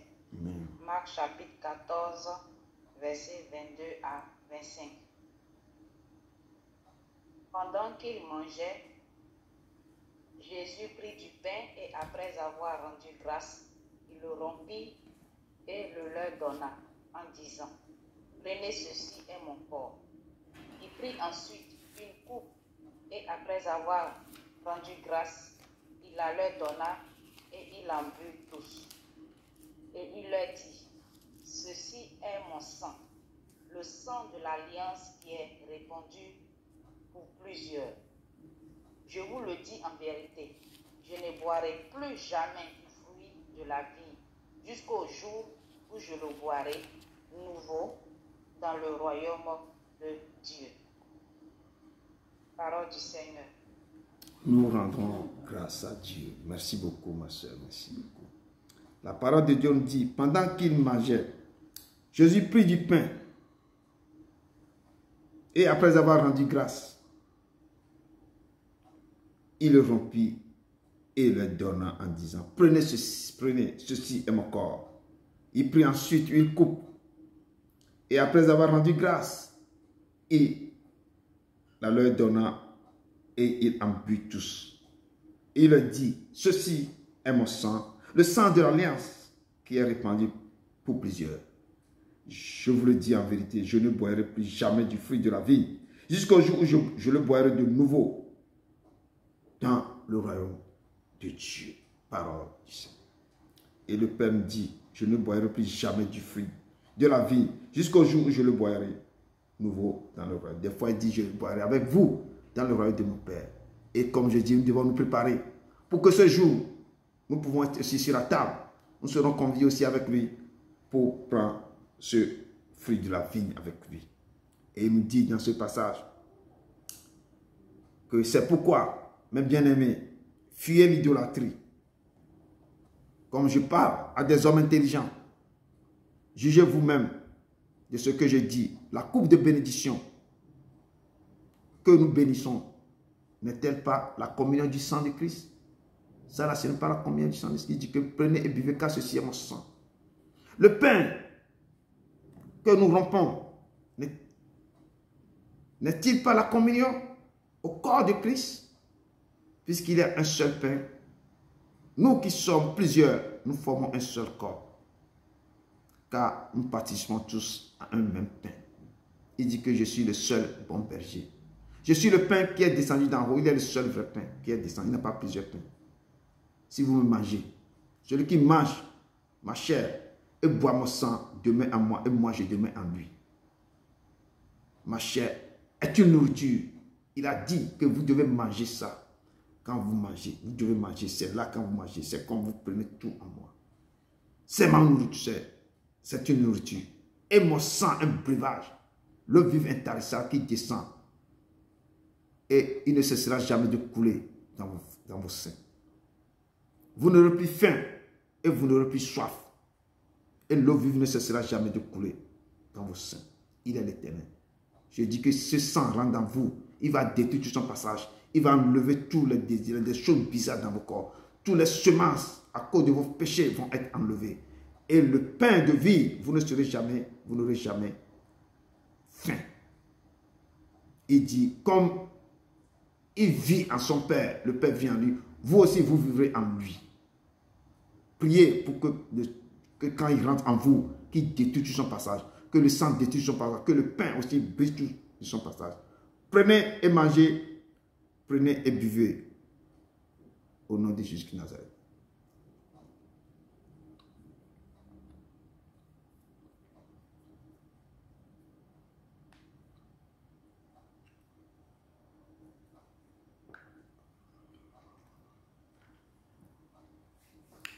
Malgré les soucis de cette vie, malgré la tristesse et l'abandon, toute ma vie, oh, toute ma vie, je louerai ton Saint-Nom, je louerai ton Saint-Nom, oh Seigneur Jésus. Toute ma vie, oh, toute ma vie, je louerai ton Saint-Nom. Je louerai ton Saint-Nom. Amen. Amen. Amen. On laisse la prière de couture à notre frère.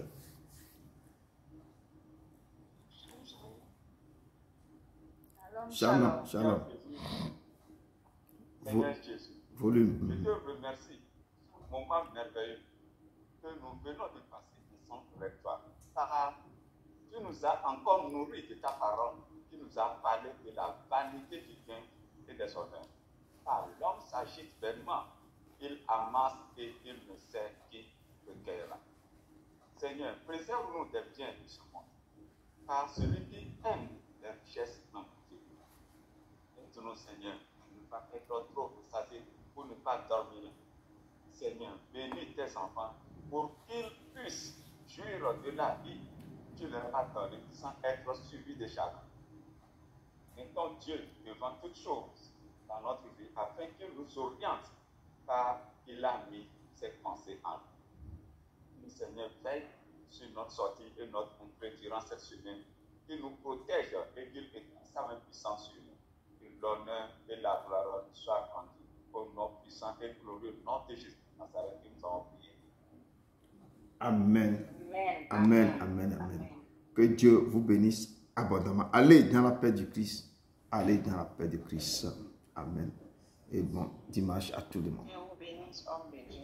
Amen. Amen. Amen. Amen. Amen.